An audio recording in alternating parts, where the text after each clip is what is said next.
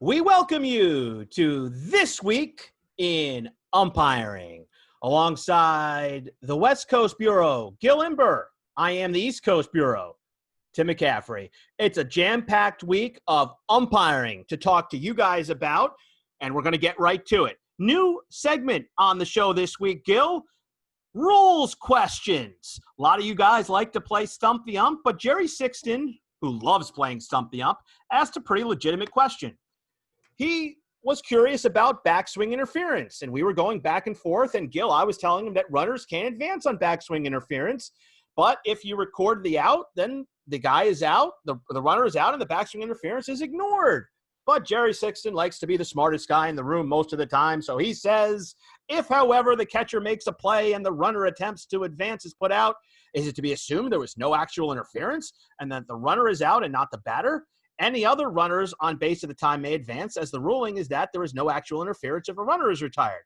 In that case, play proceeds just as no violation has been called. So what Jerry Sixton is asking here, Gil Tim, is, well, you said that no runners can advance on backswing interference. So what happens on a double steal? R1, R2, at all the levels, will go Federation, College, and OBR. What happens first and second? There's backswing interference somehow, Gil Tim. There's a throw to third base. The runner's retired, and lo and behold, the runner from first base is on second. Do you blow up the universe? Do you redo the whole play? Do you get back into your car and drive home? Ask Gil Tim. Let's talk about, well, first of all, let's talk about how college and pro are pretty much the same rule. So that eliminates 1/3 of it. But in all seriousness, there is a difference in how the rule is treated in high school and how it's treated by the professional level. And let's start the way that we always start, by actually going to the rule book. This was a play from pro, so we're going to start with pro.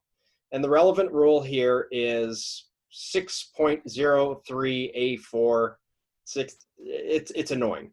In any case, the comment of the rule, the relevant part, because I'm not going to read the whole thing, states that if a catcher makes a play and the runner attempting to advance is put out, it is to be assumed there was no actual interference and that the runner is out, not the batter. Any other runners on base at the time may advance, as the ruling is that there's no actual interference if a runner is retired. In that case, play proceeds just as if no violation had been called. Now, again, the first part of the comment is about actual bona fide interference where you declare an out. This is backswing. This is not about declaring someone out. But nonetheless, it's relevant for the next part of the comment, which states that if a batter strikes at a ball and misses and swings so hard that he carries the bat all the way around and in the umpire's judgment unintentionally hits the catcher or the ball in back of him on the backswing, it shall be called a strike only, not interference. The ball will be dead, however, and no runner shall advance on the play. That is the relevant part there. So what we have is you need it to actually affect the play. And generally we go by, if the guy's out, he's out on the throw, and if he's safe on the throw. In this situation, you have, I believe, if I understood what you were presenting to me from your hypothetical, you have a situation where the guy got thrown out. And if the guy gets thrown out, then we assume that there was no actual interference, or at least semi-interference, as this states. I like the high school rule better, simply because not necessarily the rule itself, but the delineation of terminology. Absolutely. Yeah, that's what I like better. So let's take a peek at the high school rule for this really quickly. And the rule states, this is rule 6. I don't even know what I said it was. But either way, we're going down to this interference with the catcher by fielding or throwing. This is the rule that if you scroll up to the beginning of the section, it's called batting infractions, a batter shall not. And down on Article 5 of this, it says interfere with the catcher by fielding or throwing by, amongst other things, making contact on the follow-through. It's called follow-through interference, which hinders the actions at home plate or the catcher's attempt to play on a runner, which is exactly what we're talking about in a catcher's attempt to play on a runner. And the penalty is what's relevant here. Specifically, what we're looking at is when an attempt to put out a runner at any other base, that would be first, second, or third base, because the rule also talks about home plate. Take that out of your mind for a second. We're talking about first, second, or third base. when an attempt to put out a runner at one of those bases is unsuccessful, the batter is out, and all runners must return to the bases occupied at the time of the pitch. If the pitch is a third strike, and this is where it talks about the double play, it prevents a double play, additional outs, 2 outs may be ruled. So what the high school rule wants is really interesting. When you're talking specifically about less than 2 outs and a runner advancing to home plate, if the runner is tagged out, the ball remains live and the interference is ignored. So if it's a runner trying to steal home, per se, and you have follow through, and the catcher is able to retire the runner, then you ignore the interference, the runner's out, and if there's anyone behind the runner attempting to advance, they're allowed to advance. Which is funny because in this situation, if the runner was safe at home, you would actually kill the play, dead ball, call the runner out, and in doing so, send the other runners back to their bases. So think about it this way. It actually makes sense in high school for a runner stealing home, specifically for a runner stealing home. If there is follow through, it makes sense not to make a play on the runner stealing home. Because if you make that play successfully, then you would pretend that the follow through interference never actually happened. So any runner that trails, i.e. R2 attempting to steal third to follow up, because the runner ahead was retired in the normal way of tagging him out, the following runner gets to keep the base that they just stole. But if you are unable to make a play on the runner stealing home, if that is hindered and you're not actually able to make that tag, then time, dead ball, runner stealing home, you're out. Runners trying to steal third, you have to go back to second. So it's just weird terminology. It's just a weird rule because it actually benefits you not to make the play. Even if you can make the play, it benefits you not to at the high school level. And then, of course, if there are 2 outs, the batter is out in high school on that situation. But we are talking about runners on the bases stealing third base and then the trailing runner going to second, etc. In that case, we continue on with the rule, which states that when an attempt to put out the runner at any other base is unsuccessful, batter's out, all runners must return to the bases occupied at time of pitch. That's an absolute. Just because it happens, follow through contact, okay, we have it right there. Time, interference, time, out, everyone return. You do not let that play out at the high school level. Yeah, I mean, there really should be some streamlining of the rules. I totally understand why people get the terminology of these rules confused at the level I love, and I think Dan Weichel said this on the Close Call Sports Facebook page, that really the high school has it better in this way that they delineate the rule, in my opinion, because, we have interference and, people think that, oh, there's an out, nobody can advance, and that's it. So it does lend to some confusion. When I get confused, I get anxious, Gil, and when I get anxious, I have anxiety. And if I do on a baseball field, if I've ever suffered from verbal or physical abuse in a game, and I'm going to call officials anonymous. I mean, that's what you would do, I would imagine, Gil. And how about after you're walking off the field, somebody's trying to follow you to your car? You ever felt lonely, scared, intimidated, isolated, stigmatized as a result? Have you thought about quitting, whether due to this abuse or for another reason? So if you suffer from anxiety or depression as a result of abuse suffered on the baseball field or any other sport, maybe you just need a shoulder to talk to or a proverbial cry on from time to time, well, take a look at Officials Anonymous, off and on for short, support system for sports officials. Call them on their hotline at 888-930-OSIP. That's 888-930-6747, 888-930-OSIP. Check them out at osipfoundation.org. That's osipfoundation.org. Got a lot of teachables and stuff and more rules coming up. And we'll also talk about some news of the week at the end of the program. And right now, it's time for some teachables and some great plays, some great umpiring to look at this week. Gil, why don't you take it away? All right, let's get to it. And I have to fast forward through this part of the video, but nonetheless, we have some interesting plays that start up with, well, Atlanta. And we have just a simple ground ball that is high in the air for the pitcher. Play at first base, little funky footwork, but nonetheless, he gets that out. And then all of a sudden, Tim, it's a play at third. Yeah, and these are the ones that it always feels good to be prepared for way in advance. That was not Al Porter's original position to start the play.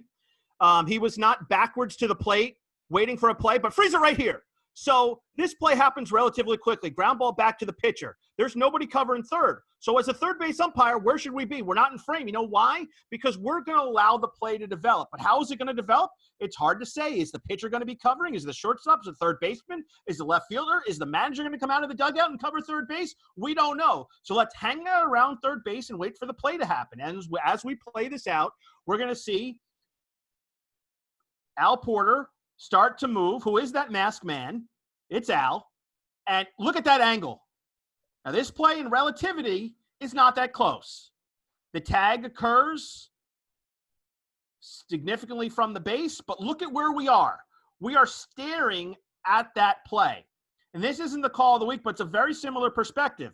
If for some reason this play developed differently, we might be on the other side to get a better angle because we want to have the glove coming at us if we can. And we have the ball. I'm going to guess that Al kind of brought his eyes up. It's hard to see on that. But look at how we have to adjust. That play's no longer going to happen this way. Now we've got to clear this side because we don't want to get run over by the slide. It's going to be a back outfield slide. And boom.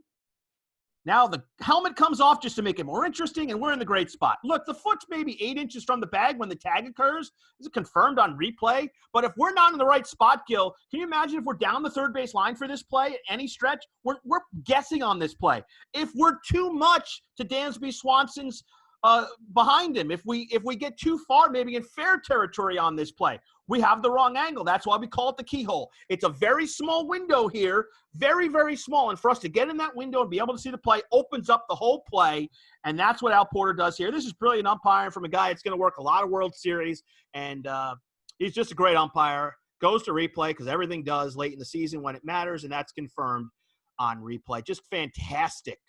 And that's going to be a theme for all this week. Really good umpiring. The next play that we have, we're going to Oakland. And in this one, we have it's a simple pickoff, but you talked about it with Al, and it's the same thing here. You have to move. You have to adjust your position to get that keyhole, wedge, daylight, whatever you want to call it. So it's okay to step through plays every now and again, especially tag plays when you're going to get them right. This is Mark Rippiger. And he's increasing his angle. Now, it's important to remember, we talked with Jeff Ghazi, Brian DeBrower about this. It's important to know a lot of things. One of them is what glove the first baseman has. A lefty is much more likely to let the ball travel, okay?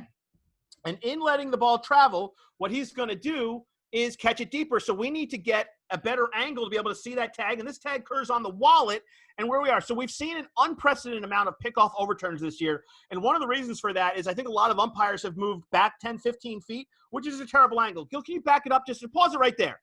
So imagine back it up. Imagine you're essentially, okay, right there. Perfect. Now imagine you're about 15 feet away from first base. This tag is occurring a lot of times on the torso side of the body, that's infield side. Here it occurs on the wallet, so it's a bit of a better angle. But if that occurs torso side, and I don't know if, Gil, you got the telestrator working, and you're back where they used to tell us 15 to 20 feet away from first base in foul territory on the line, there's no way you can see that. No way you can see that. It's a complete guess. So now an advanced umpiring skill, get the play right. If you don't have replay, they're going to look at you by whether you get the play right or wrong. And if you call this guy safe and he's out by a foot, you're not going to be invited back to the games. So as much as your assigner says, get the plays right. And if you have to do a little extra, always do what your assigner says, obviously. But if you have to do a little extra to get that keyhole view, get the play right. These are two plays we're going to look at. We've got another one that's coming, I believe, from CB Buckner in a moment. But look at that view. That's the perfect view. And we're walking into it, but we're going to get the play right. If we let it play out, we're going to see that Ripper gets this play right, and he gets it right, which is a tough call on the out. It's a really tough call. He gets it right because he's in the right position to make the call. Our next pickoff play is a very similar one, but I wanted to give credit to a guy who's another umpire that we haven't talked a lot about the last few years that has had a really great season this year, and that's CB Buckner. CB here at Yankee Stadium, as the Yankees and Marlins play, and this is a safe. But again, look at where the position is. This is a right-hander, but again, this is a right-hander that's letting the ball travel. And where's this tag, Gil? It's in the torso. So where is CB? If he's back 15 feet away from this play, and this is a total guess. But because he's right there, he gets the play right. He's looking. Now look at the eyes. Look at the focus. He's right on top of it. This is a safe, and it's barely a safe. This is a stands-on replay because there is no way to tell one way or the other. But I trust the umpire that's making the call because he's staring at the best possible spot. Now, ideally, you want to be still and focused. But if you can call these plays by moving just slightly, as long as your head and eyes are in the right position, focused, not bobbing around, and you know what you've been looking for, you're going to get this call right. So it takes him a second to process it, and then he's like, well, I got a whacker safe. I don't want to soft safe this. I know it's a close play, and this is another correct call by a guy that has put so much effort into the game. And I say something about guys like that haven't had great postseason resumes, but when you see him working through the play, working consistently through it and trying to get better each and every year, those are guys you take notice of. And CB Buckner is going to be a guy kind of like Phil Cuzzy on the tail end of his career, that there are going to be a lot of people surprised at where you see him the next few years. And he's been really good under the radar, and credit to him on becoming one of the outstanding umpires this season in all of Major League Baseball. I have a question for you. Yeah. I have a question for you about a certain pitcher on the Giants and his movement. You know a lot more about pitching than I do. Take a look at this delivery. Oh, this is another one of our rules questions. So, yes, this was asked by someone who didn't want to give his name. What is the difference between this here and his regular windup when nobody is on base? I thought if you did the same windup every time, that it was deemed to be legal. That's a great question. And a lot of people think that if you do the same windup every time, no matter what, it's legal. Unfortunately, that's not the case with runners on base. And here to explain why is Gil Imber. This is the Cueto. It looks to me like what we would call start-stop. And with runners on base, the rule is, with runners off base too, there is a rule about pitching options, wind up or set position. This is obviously a wind up, and there's, you can step back, you can step forward, you can do a pump. High school limits the amount of what they call the pumps that you can do, where you can actually put your feet. There's a nice little diagram on that. You have to declare if you're doing it, whether your feet are angled a certain. None of that actually applies here. What we're looking specifically at is we're looking at his cadence, how he's delivering the ball. And with no runners on base, Rule 602 pitcher illegal action box, and I'll throw that up on the screen. It just for reference's sake. But all we need to know about 602 illegal action box, and I'll try to blow it up just a tad so you can see what I mean by this rule is. It says a whole bunch of things that a pitcher cannot do. Can't fake a throw. It can't fail to step directly to a base. All of this is about deceiving the runner. That's what the balk rule is about. Can't make any motion. And the catch-all, which is the first one, which is the one that's most relevant here, is pitcher while touching his plate makes any motion naturally associated with his pitch, fails to make such delivery. He does deliver here, but is it uninterrupted? Because there is a rule. There is a rule in the actual. They split up the rule book in 2015. It used to be one rule right after another. It used to be about here's how you do a windup, here's how you do a set, and oh, by the way, here's what a balk is. Then MLB thought the rules committee split up the book, and they took a balk, since a balk is an actual penalty. They took it and put it in a different part of the rule book, which is 601, as opposed to keeping in Rule 5 with the other pitching rules. So you actually have to jump around the book to find all this stuff, which is really annoying, but that's why we're here. And in any case, the balk rule, it talks about pitcher makes an illegal pitch. Is this an illegal pitch?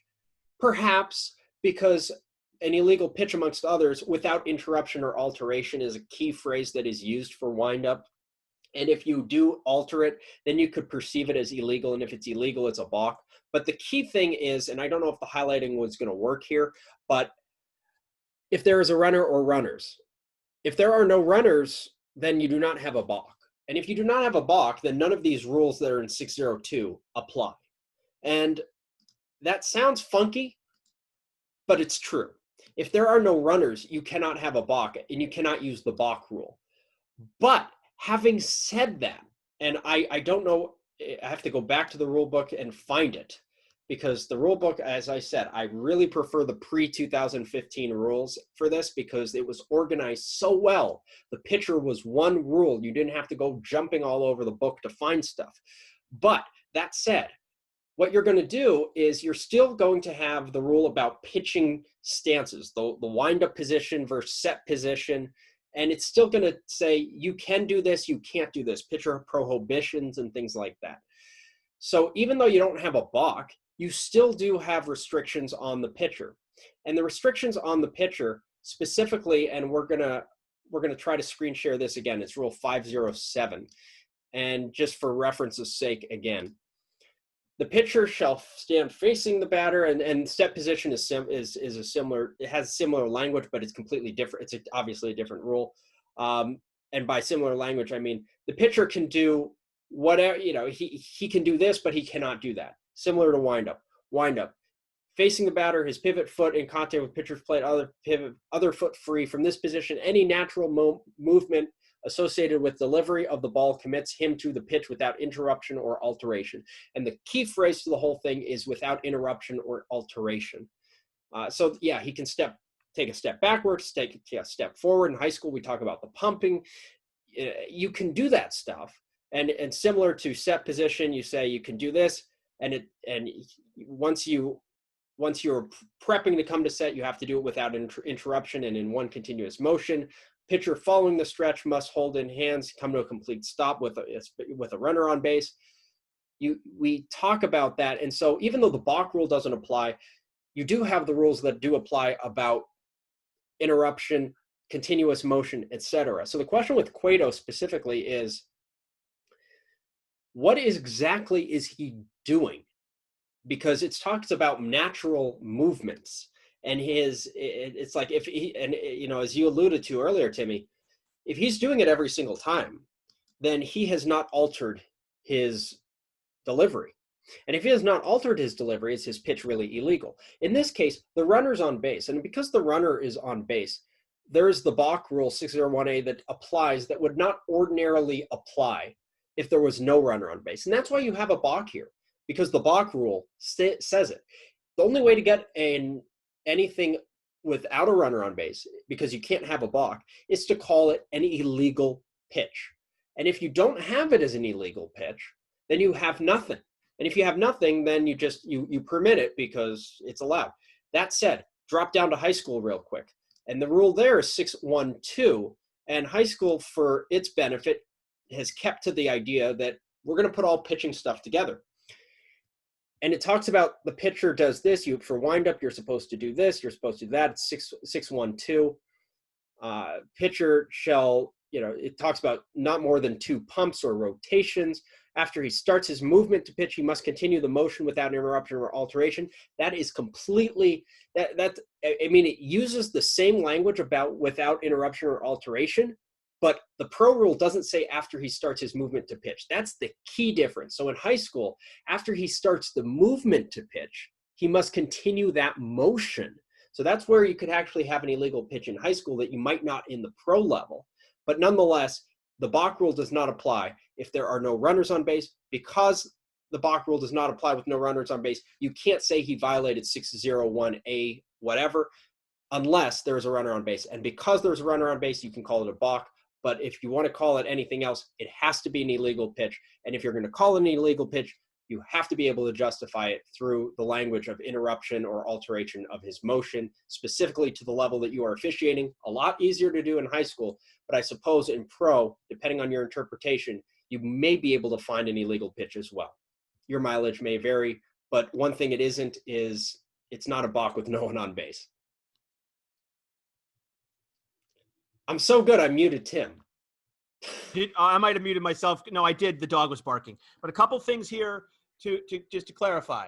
So this is why you need to know the hybrid, because this was what happened in college. You have guys doing the hybrid, and they're faking coming set. So the squeeze play would happen, and the guy would take off thinking it's a windup, and the next thing you know, pitcher steps off, they've got the guy in a rundown. Okay? So just understand that it's very, very important to know what the guy is in. Now, obviously, Cueto doesn't have an advantage. If for some reason, Gil, he was to have that high leg kick every time, and as soon as he started, the guy from third base was to take off, and that pitcher was to just abort his high leg kick and throw to the plate, what do we have there? Gil Imber. Oh man, some of these lefties do that really well, especially with runner at first. So let me just clarify. He's speeding up his delivery in order to make a play on a runner while still pitching a baseball. That's what I'm trying to get at. So now he's totally forsaken his regular delivery, and instead of doing that, he sees as soon as he steps back, that runner's gone. So he just, boom, fires to the plate, speeds up his delivery. What do we have there? Now, I know this because I've had it. I thought you were talking about holding a runner on. No, I'm doing one of those things where this is called feeding you. This is what we do. If I was the play-by-play guy, I'd be feeding for the analysis from you. So this is what's going on here, live and in living color. So the play, once again, Cueto does that all the time. But now for this fast runner on third base speeds up to try to steal home, or maybe it's a squeeze. And Cueto speeds up and just goes to the plate. Now what do we have? This would probably be a motion naturally associated with his pitch and fails to make such delivery. Yes, so that's that's exactly. 602A1, which is the catch-all balk. So just understand this, that there's always a reason guys are doing this, but with 2 outs, we might not need to nitpick this as much.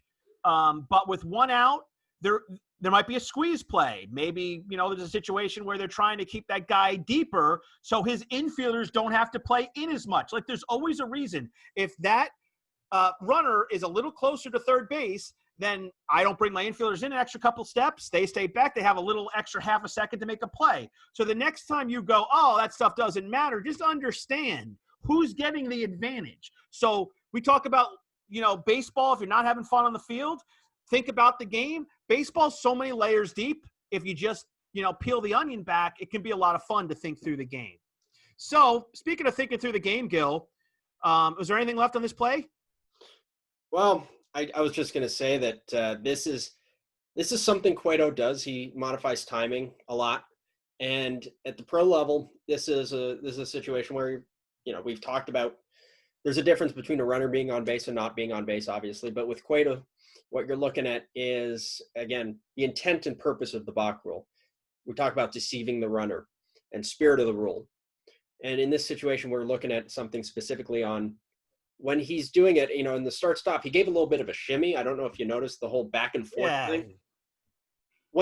And that's, I guess that's the big issue. It's not necessarily that he is being very slow, because you can be as slow as you want.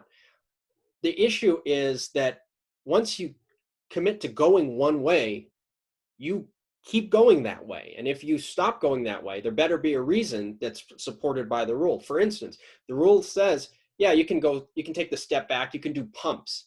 A pump is not shimmying. It's a different thing.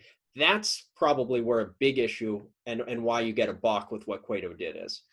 I love the lefty pickoff move. I probably have gotten the lefty balk move more than anybody, because it's a cheating move. We do the raw catch. You think maybe someday we'll get an angle at first base where we can actually look at that and talk about it to a certain degree.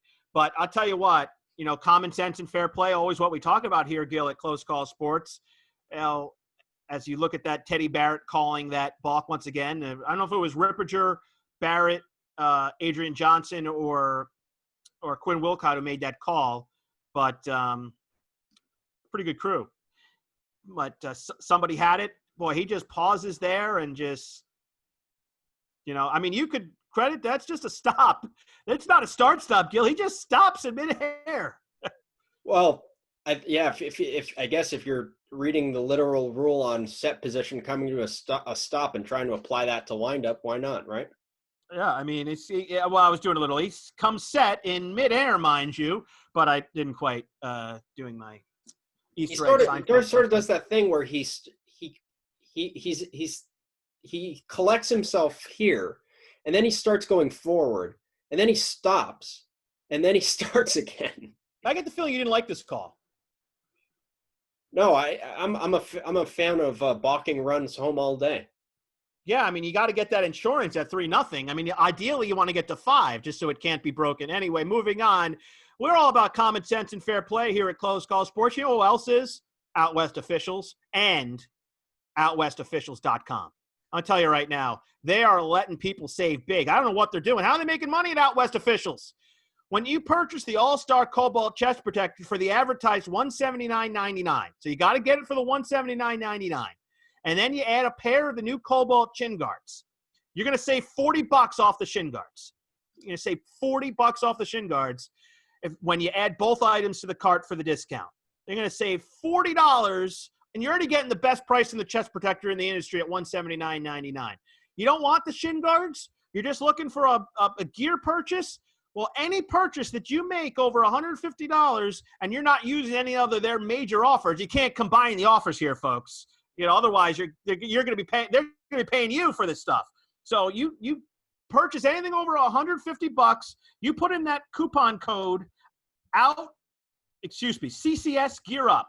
It's CCS Gear Up, and that is going to get you $25 off any order of $150 or more. So if you're just getting the chest protector for $180, $179.99, you're going to get an even better price at $25 off. First-time members of Out West, you get 10% off your first order by choosing the promo code Out West Crew. That's Out West Crew. It's going to get 10% off your first-time order with Out West Officials. And the great folks over there, Dax and Randy and the gang, they're take your order, get it shipped out to you, and there's not a person they won't do business with, Gil. It doesn't matter if you're football, basketball, baseball, it's on their thing. They're going to get it to you, and they're going to get it to you fast. Out West Officials and OutWestOfficials.com. And that takes us to three more plays as we wrap things up. Will they do business with Cody Bellinger after this play? So I love this play. It's Marquez. So Fonzie has the no-catch call. What I love about this play is Malachi Moore. And, you know, notice Fonzie has that safe signal up the whole time. Like he's got that. He's not doing a safe and then putting it down. He wants everybody to know, I got no catch. And he's going to hold it up because it doesn't matter because eventually they're going to look at him, oh, okay, he's got that no catch. It's just hold it. Now, what makes this play interesting? Pause it right here. So if you're watching the baseball and you're Malachi Moore at first base, you see, okay, it looks like a line drive. I got the fastest guy maybe from home to first in the big leagues. Very easy to watch the play and then have a play that you'd have no clue what's going on at first base. To boot, here's a veteran future Hall of Famer Albert Pujols who watched the play, and look at him cover first base with his left foot, basically a foot from the bag catching the ball. So here's the Hall of Famer that gets caught surprise. But how about that rookie call-up who's got only a handful of games under his belt? No shot. I'm right there waiting for the call. It's an unusual play, and I'm getting it right as we let it play out. Malachi gets this one right. And is there somebody cool? I mean, how cool does he look? I mean, when I grow up, I want to be as cool looking as Malachi Moore, with the hands in the pockets and just the little tilt. I'm not that cool ever, but that's a correct call, and it's a correct call because of focus in a time where it's very easy not to be. Credit to, I think it's 108, Malachi Moore. Not quite the call of the week, but a very good call nonetheless on a play that could have become a disaster that looked like it was wide open. So you understand, Gil, there are always these plays that some guys get right that look like they're nothing, but I see them wrong all the time. When I do the replay reviews. So we take us to Boston and Baltimore. Two teams playing out the string, and I guess that was a 76-mile-an-hour hanging slider. This one gets fielded off the wall by a guy that looks like he should be DHing. And the throw comes into second base. And on this play, we have Ryan Wills. And I can tell you a little bit about the call-ups. And I know if this has changed, so I haven't talked to anybody about this year. They haven't wanted the call-up guys to officiate the plays maybe to their max potential. Like on this play, maybe you can get off behind and just kind of read the play there, but they want guys reading the play off the grass. This is the perfect spot. You're not going to get in a better location for this play. What Ryan Wills is showing here is independent thinking and getting a play. Whoop, the foot moves. All of a sudden, His head's totally still. This is a safe, we say, Gil, pretty clearly a safe. On that and angle. A great mechanic from Wills, and he's standing right there. Even the guy's trying to sell, but look at the focus. So you see that play. The foot moves. The hand moves. The hand gets to the base before the tag. Now watch the process. Like you're seeing that. You're like, hold on a second. Wait a minute. I got safe. Oh, my God, I got safe. And then you make the call, and then it goes to replay, and you get it right. You deserve 20 games to come back next year as a call-up umpire for getting this play right. What a call by Ryan Wills, and it's still not the call of the week, but it's a great one. Yeah, what's amazing on this one is I'm looking at it from all these different angles, and really you have to have the height. You have to have your head above the play to be able to see the depth, that the foot is actually going around the base. Plus, you're seeing that the arm is going straight to that. I guess from this position, it would be considered that back corner of second base, and that the glove has actually not tagged him. You need to get right in there to see it, and that requires a good position adjust that he does, and he gets himself set on the shortstop side of the base, if you will, to make that call. It gets upheld. Beautiful. I mean, and you can see, like, when a guy is confident, he took off that headset. He was excited. That was like the adrenaline's rushing. And like when I've had replay, but in college, but professionally, I've never had replay. And I know when I get back and watch a play, especially when it's disputed and you see it's right, you just feel so good. When you're into it like I am, you just feel like you're excited about it. And you could tell, like, that's an infectious enthusiasm. I don't know Ryan Wills, but I hope he gets a lot more games because from what I've seen in the limited time, seems like he's got an outside-the-box idea of how to be successful at this job. Yes. We have a play of the week, Tim. So there were a lot of plays that were similar to this, and this was kind of a theme this week. But this play was unique to me because of the way Jansen Visconti has to work around second base. So this is a runner on second and nobody out. So at this point, the first base umpire goes out. So as the second base umpire, you're thinking, okay, I'm probably going to split the difference. That guy's released from second base.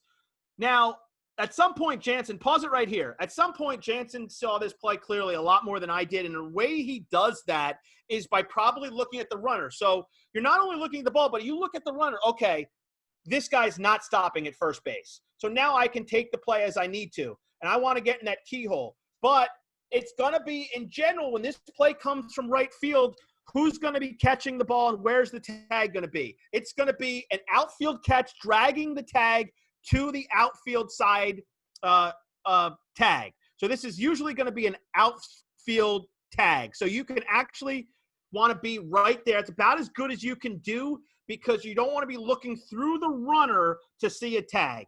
This is perfection. This is as good as it gets. This is – now look at all the movement we had. Now understand, Jansen's starting this play where he is on the first base side. But then he's getting a little bit towards the mound to just try to look at the runner and see how this play is going to develop. Now, you don't want to be on top of the base, but as you said, Gil, you want to be over the base so you can see, and you can see, look at the foot. It just got stuck in the ground. And it wasn't – there was about that much space, maybe an inch or two, and the tag occurs on the foot or on the shin, and Chad Fairchild has out. And that was the right call. And when you see these plays happen from the young guys day in and day out all the time, you realize something, Gil, that the teaching that the minor league system has done, or maybe just the independent attitude of a lot of these guys, has produced really good umpires, really, really good umpires. And the game was in great hands this year with these young guys, so much so that our lead story on the news this week, Gil, is that we had a new record. Oh, by the way, congratulations, Jansen Visconti. You are this week's call of the week, number 52. Forgot that. But it leads us to a record on replay where we had the best ever season on replay as far as Major League umpires go. A new record. A new record. If you look at the pie on the website, the old record, 45.5% set last year, down 45.3 overturn percentage of all the replays this year. Every year, this number gets lower and lower because every year the umpiring gets better and better. There you got it, Gil, on the screen. Yeah, there we go. And I mean, the replay stats are tremendous. And I suggest, hey, if you ever want to learn umpiring, go watch replays because those are generally close plays. And, you know, you can see every force play you want, but you start to find patterns. You know, there are certain guys that take force plays in certain areas and maybe they're not getting the best look. You start to see where guys miss plays. Where do guys miss plays on steals? Where do guys miss plays on tags at third base? And then you get a body of work and it can't help but make you a better umpire. That's what we're here for. We're here to try to put you in the right places on the baseball field, whether you're working 6-man or 1-man, in order to sell yourself, get better at your craft, get higher level games, and all for free right here at Close Call Sports and closecallsports.com. So we'd be remiss this week if we didn't end by talking about something that happened over the weekend. And we kind of have to talk about it. We do a weekly news program, and all over the news was Rob Drake. My mom taught me a long time ago that if you don't have anything good to say about a situation, to pretty much be quiet, and that's how I've been in this scenario. But I will read what I wrote on the Close Call Sports Facebook and YouTube and the main page, the mothership, closecallsports.com, and then I'll let Gil take it away to give his thoughts. So, you know the facts. The skew, 29 missed pitches or thereabouts, the skew +9 that favored San Francisco. This is why you don't post political opinions on social media, because maybe Rob just had a bad game. But when you're constantly belittling one side, and now you're in San Francisco, and you call what I hope was the worst game of his life, I asked the audience, how did it look? If it's a bad game and people make personal attacks, we defend him to the hills. But he's getting attacked in San Francisco by people that think he's cheating because of his political views. My opinion is in all likelihood, nothing could be further from the truth. But from the skew and all the comments he's made on social media over the years, you shouldn't be attacking people who disagree with you because of your ideology. It's silly, and it's not conducive to what we're doing as umpires. So the next time Rob has the plate, let's all hope that he sticks a plate that we all know he's capable of, significantly better than the one this weekend. Just remember this, and I say this all the time, never should we all be held to the worst moment of our lives, because if we are, we're all gonna be considered failures. So that'll wrap up anything that I'll say about Rob Drake on this situation forever. But Gil, feel free to add your thoughts as well. Yeah, as you said, Timmy, and as I said, when the Twitter thing happened last October, he didn't work that postseason when it happened, but nonetheless, it was out there, and it happened during the postseason. And as I said back then, I think I said it. My first reaction was, the first reaction is we don't do politics. That was number one. But number two was you do have free speech. Absolutely. The government cannot go after you for exercising the right of free speech to a certain extent. But MLB is not the government, despite its antitrust agreement that is through the government. It's still a private employer. And even if it weren't, even if MLB was a public enterprise, you're an official in the court of public opinion with fans that do not care what you say. If it's controversial, people are looking to get you in hot water. And the phrase that I used over and over again, and I guess you have to drive the point home because it's still happening from time to time, especially with West, is they're looking to get you on anything. Perception doesn't necessarily match reality, but when it comes to officiating, perception is very important. And if you are perceived as having some sort of a bias or animus against whomever, then that's what the perception is going to be. So that when you do throw up a game that happens to disadvantage a team, heck, it might be one call that goes against the team. Just ask Sam Holbrook in Atlanta from the wild card game. But especially if it's a plate that has a skew, and I didn't come up with this skew, but nonetheless, it gets reported and people put together video clips. And again, we talked about the electronic strike zone, whether it's accurate or not, it doesn't matter. The perception out there is that I can go ahead and plot a whole bunch of pitches throughout a game where the little dot is outside the little square rectangle box. And, oh, he called it a strike. Oh, it happened to be disproportionately with this team versus that team. Oh, the player that ended the game kneeled for the national anthem, and Drake's on record being someone who probably doesn't support that conspiracy. He did it on purpose. It's perception. It doesn't have to be based in reality. As much as we try to say, take a step back, we're here to talk about facts and objective things. In the heat of the moment, fans do not care. So don't give them any munition. Don't give them any reason to go after you that you don't have to. Obviously, you make a call that you feel is right for the moment, and that's going to anger people because they have a rooting interest in a team. That can't be helped. You're going to have disagreements. That's going to happen. That's a normal part of the sports world.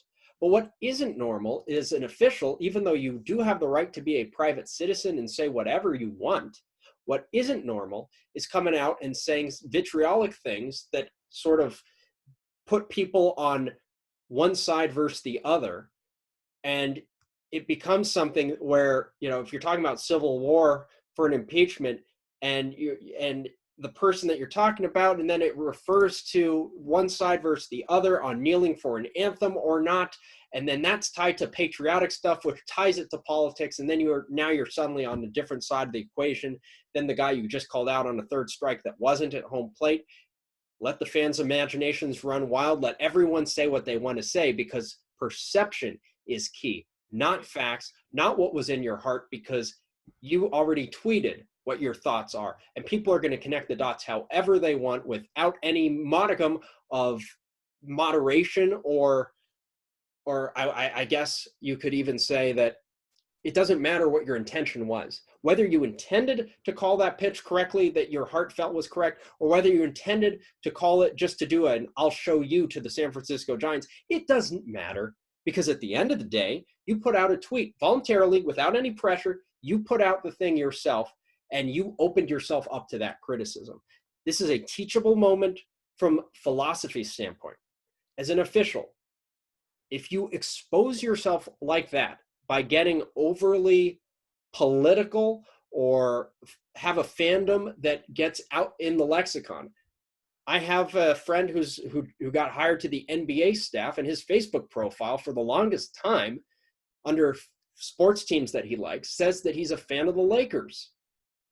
That could be a problem when you officiate that team if the other team were to find out about it. And as soon as they do find out about it, goodbye credibility, goodbye neutrality. That's a problem for an official. As an official, and we had a Supreme Court justice just this past year make a comment about, or not this past year, it was the past 4 or 5 years, make a comment about a presidential candidate. Not appropriate. And that there was an apology for it, but nonetheless, anyone who wants to come in there and then say, oh, they're biased, they can't be fair to someone who has this opinion with they disagree or what have you. The perception is there. And so really the facts of being a bias or a neutral arbiter, whether in sports or in law, doesn't really matter anymore, because perception is going to rule the day. And if anyone wants to go ahead and say, well, one time on Twitter you said this, or one time to the media you said that. The famous quote is, silence cannot be misquoted. And that's what we're going to dole out yet again for our officials. The takeaway on this entire situation, I don't care at the end of the day what the numbers of the plate job is, because, if you've ever gone to a camp, and Tim, you might be able to speak to this too, but when you go to a camp, they don't necessarily care if you got the call right. They look at positioning. They look at a whole bunch of other things. And this is sort of... They look at you when you walk in the door. I mean, I've seen guys that couldn't, that could get arrested for impersonating an umpire, but they're good guys, and they've got pressed uniforms. They bring 6 pressed uniforms for 3 days, and they look the part, and they're going to get flipped about 6 times every weekend. But they've already made that impression of you when you walk through the door. So it's just the way it is. I mean, if I wasn't in my, been around for 20 years, I don't know that I'd put a beard on and put my mug in. And somebody's probably saying, "Oh, believe that guy?" But look, let me just say this. And it doesn't have to do with Rod. It has to do with life and everybody. Don't go on and be mean to groups of people. Just don't. Raise people up. Bring people up when you go online. Say something nice to somebody else. Put likes and hearts and thumbs up or whatever it is. I don't do Twitter, but we need to be positive and pushing people, especially in this environment where people have been against their will, for months at a time away from people that they love. So we'll close on this, and let's just, always, do what's right, not what's easy, right? It's the same thing. You type that out on the keyboard and you're belittling somebody, delete it, go back. Maybe don't say anything. Give it an hour. The same goes on a baseball field. How many times on a baseball field have you said something to a manager or a coach and you're like, why did I say that? I used to do it all. Now I'm careful enough that even if I say it, I'll apologize right away. And even then, the genie's out of the bottle, the cat's out of the bag, the horse is out of the barn, and all the other cliches. You may not be able to put the genie back in. That person may be permanently ticked off at something that you caused. So think about what you say, and don't type it in and then be a keyboard warrior and send it out. Because now look at where we are. We are put in the inevitable position of trying to defend a guy in this situation, which most people know we can't do. So who's out there defending him? Nobody. And look, not an umpire has gone out on record and said, yada, yada, yada. It is what it is. Tom Brenneman says something, everybody comes to, not everybody, but several people come to his defense. Nobody's coming to Rob Drake's defense, because he was bad at his job. And he did that. And it's just a mess. I feel bad for everybody that isn't caught up in this situation. It's just unfortunate. But again, raise people up when you go online. Lift them up. And always do what's right. Not what's easy. And I guess on that note, Gil. On that note, there's a home run to left field, and it's a 4-0 game. And sadly, this will be the last in our weekly This Week in Umpiring series. And we thank those of you who've been with us every week. No fear. As you guys know, in the off season, we've got teachables galore. We're going to take some of these segments, pull them out, redistribute them as teachable moments. We're going to have all those scores that you love, and we'll streamline them coming up in the next few days. It's going to be busy the next few days, so bear with us. We've got 8 games a day for a few of these days. So if we're a little behind, yes, we know there might have been a missed pitch in one game on Tuesday, and we'll get to it. But, Gil, until next time that we see each other, which might be tomorrow for all we know, always do what's right, not what's easy. Happy umpiring, everyone.